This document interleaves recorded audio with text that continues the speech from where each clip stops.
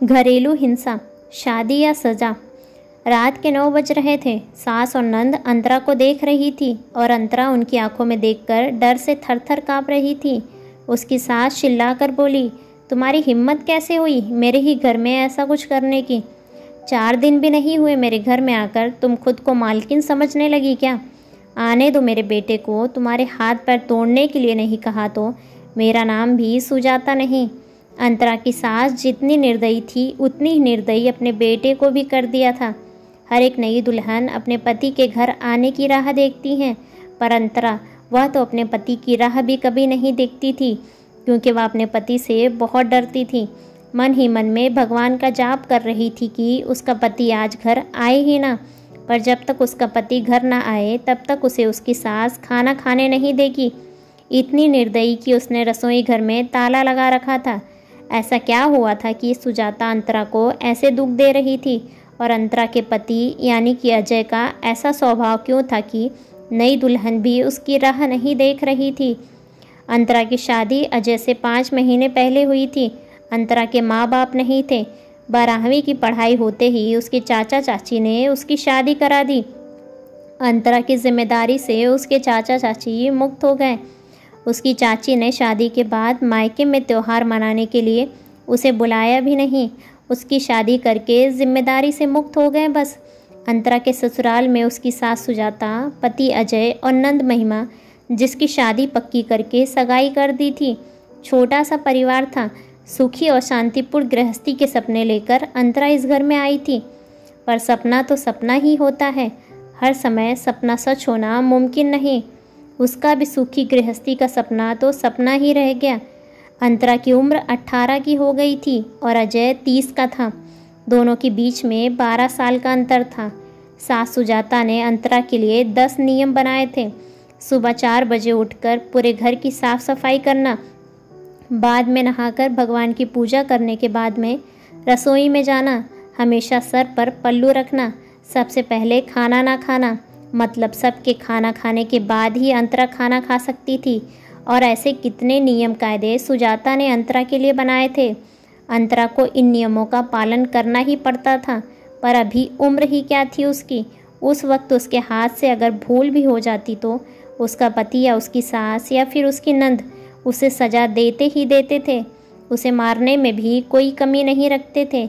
उससे 5 साल बड़ी नंद महिमा उस पर हाथ उठाने के लिए आगे पीछे भी नहीं सोचती थी। शादी को 10-12 दिन हुए थे। हर रोज़ अजय 8 बजे तक आ जाता था, पर उस दिन 10 बज गए थे, तब भी अजय आया नहीं था।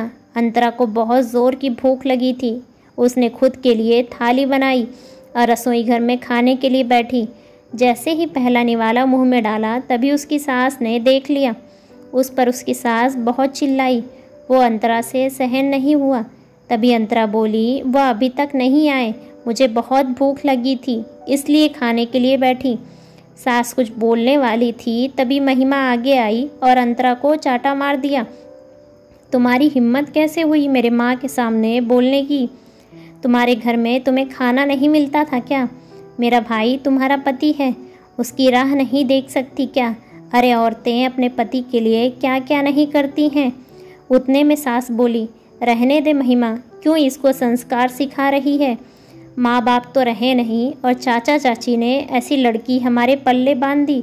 रहने दे, तू चल बाहर, मैं ही रसोई में ताला लगा देती हूँ। सुजाता उसे रसोई से बाहर ढकेलकर ताला लगा देती है। अंतरा आंखों में आंसू लेकर बस देखती ही रह गई। 11:30 बजे अजय घर आया। तभी सुजाता और महिमा ने मिर्च मसाला लगाकर अंतरा के खिलाफ अजय को भड़काया।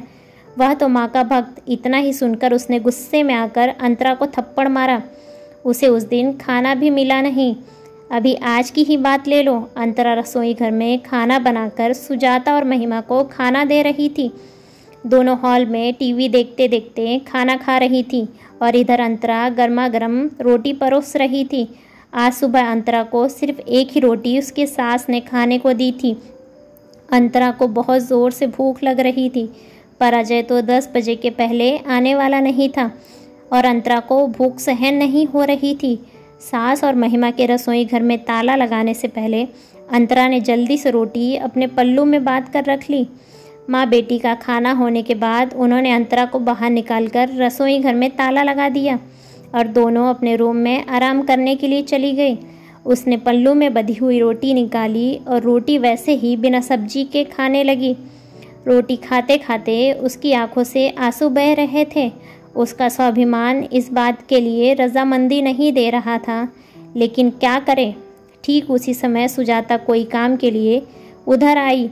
उसने अंतरा को रोटी खाते हुए देख लिया। बस फिर क्या तमाशा चालू हो गया और उस वजह से अंतरा भगवान से प्रार्थना कर रही थी कि अजय घर पर आए ही ना। क्या पता आज वो क्या करेगा। शादी के बाद इनके ही सामने खाना खाया था, तब भी थप्पड़ मारा था, पर आज तो रोटी चुरा कर खा रही थी। थोड़ी देर बाद अजय घर आया तो अंतरा का दिल ज़ोर ज़ोर से धड़कने लगा। डर के मारे पसीने से भीग गई। कुछ ही मिनट के बाद अचानक से अजय की ज़ोर से आवाज़ आई, अंतरा जल्दी से बाहर आओ।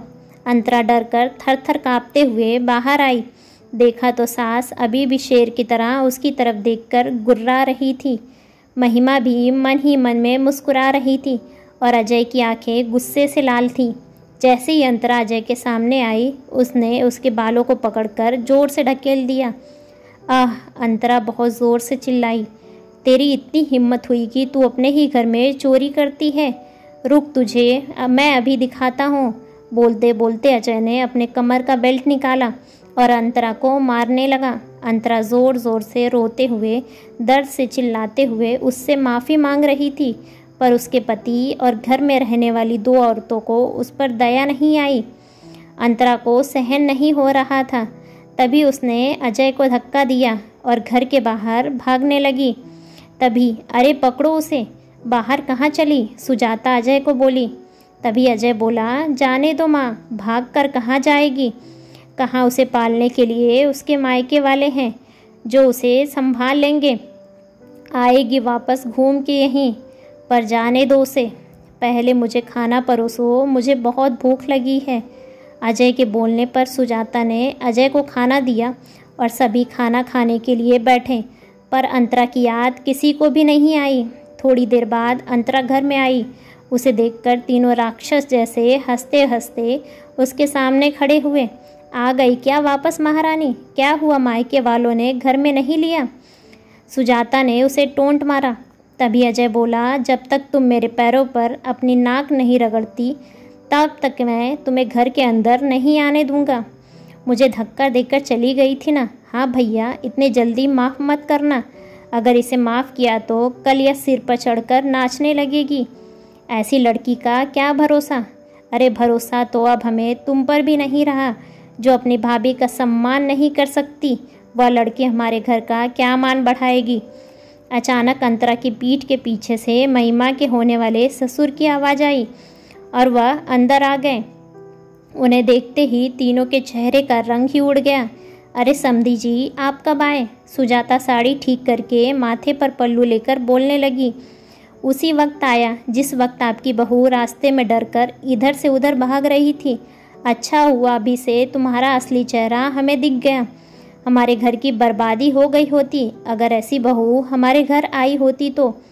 महिमा के होने वाले ससुर उसकी तरफ हाथ दिखाकर बोले, नहीं नहीं, आपको कोई गलत फहमी हो गई पापा।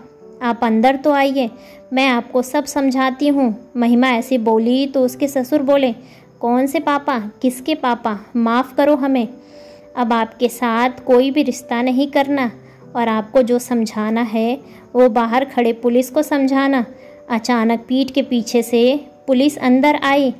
पुलिस को देखकर उन तीनों की बोलती ही बंद हो गई। क्या बोले कुछ भी समझ में नहीं आ रहा था। तभी सुजाता नरम आवाज़ में अंतरा से बोली, अरे बहू, छोटी बात पर कोई पुलिस बुलाता है क्या? छोटी सी गलतफहमी हो गई है ना। और ऐसी छोटी बड़ी परीक्षा हर एक औरत को शादी के बाद देनी ही पड़ती है। और यह तो तुम्हारा ससुराल है ना। ससुराल वालों का मान रखना तो तुम्हारा कर्तव्य है बेटा। माफ़ कीजिए सासू माँ, मुझे ऐसी परीक्षा देने का कोई शौक़ नहीं है। मैंने शादी थप्पड़ खाने के लिए नहीं की थी।